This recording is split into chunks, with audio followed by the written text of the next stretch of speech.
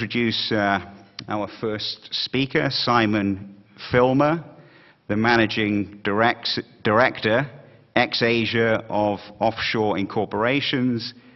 And Simon will be talking about trends and developments in the modern offshore world.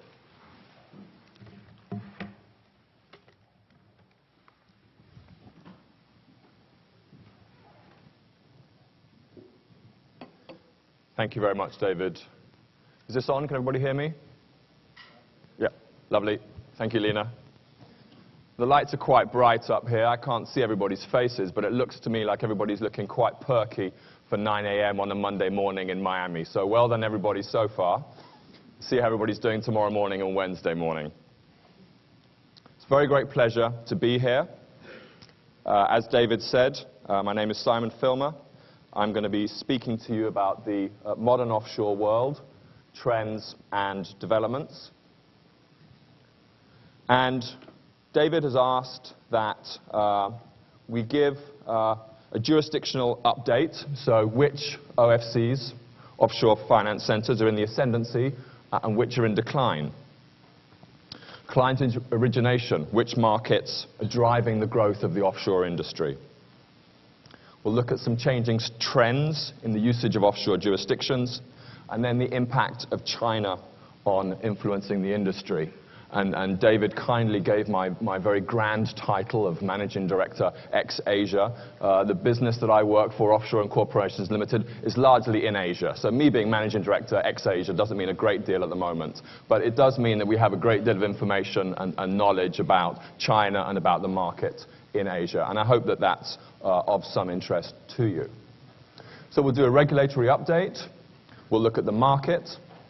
We'll give an update on jurisdictions and the usage of offshore vehicles. That all sounds very grand and important, so how am I going to do that? This is just me? No, you'll be pleased to know it's not just me. The organization I work for, again, Offshore Incorporation Limited, colloquially called OIL, I'll be referring to OIL as we go through, we've conducted some market research. And we'll be going through the slides and looking at the market research. Now, of course, as David mentioned, there's been a great deal that's been going on in the last few weeks and months in the industry. And in fact, this market research was conducted during Q3 of 2012. A great deal has changed since then. So I've added on a couple of slides to the presentation that was last given at this conference in London in November, looking at some themes for 2013, because we've already started our processes for conducting the market research for 2013.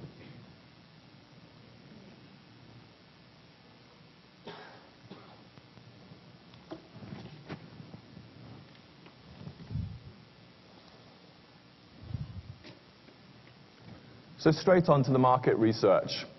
OIL started this work in Asia in 2010. It grew out of the fact that there really was not a lot of external data in the market available for who was what was where, and how were things changing. As a market leader in Asia, we felt that it was incumbent on us to do something about this.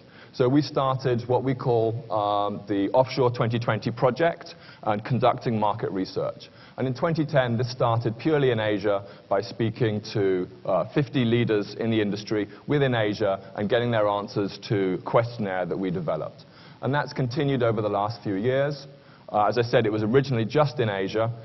In 2012, we interviewed 160 respondents. I'm sure there's a few of you in the room. I actually wasn't employed by OIL at the time. I was one of the respondents myself from the other side, as it were. And then the research will be happening for 2013, and we'll be looking at 200 or so participants this year.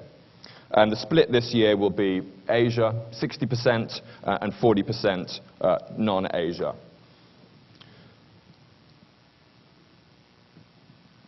So if we look here on the, see if this works, it does, fantastic. So 63% in Asia. And then who are we speaking to? We're speaking to law firms, company service providers, bankers, CPA firms, regulators, asset managers, industry associates, and others. So it's a pretty broad section of the industry, as is this conference.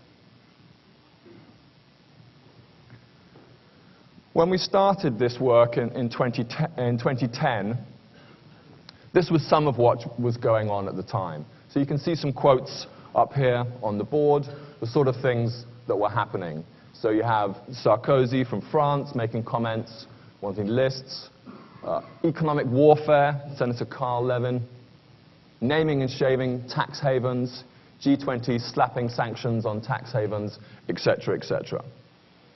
And 2010, of course, we'll remember, the world was emerging from a global financial crisis.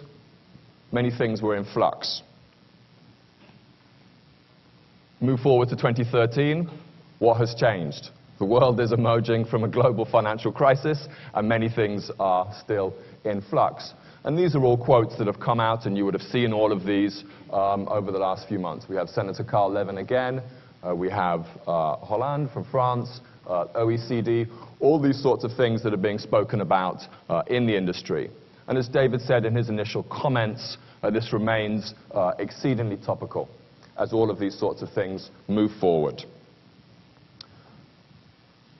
Again, as being a leader in Asia, we do, on occasion, have the benefit of some Chinese wisdom. I thought I would try to pass on some Chinese wisdom here as well. If we look at the top here, Weiji, I hope I'm pronouncing that correctly, I'm probably not, is a rough translation from Chinese of the word for crisis. And the word for crisis is actually made up of two characters. The first character being danger, and the second character being opportunity. So wherever there is crisis, there is obviously danger, and there is opportunity as well. And this is one of the themes that we'll be looking at in the presentation. So if we go back a slide, that was the environment when we started doing this work, and this is the environment now where the arguments have moved forward. Moral debates on tax avoidance as opposed to tax evasion, these debates coming into the political arena rather than more technical arena with the OECD, etc. So we'll start by looking at a regulatory update. And it's very clear that the offshore industry is better managed and more regulated than ever before.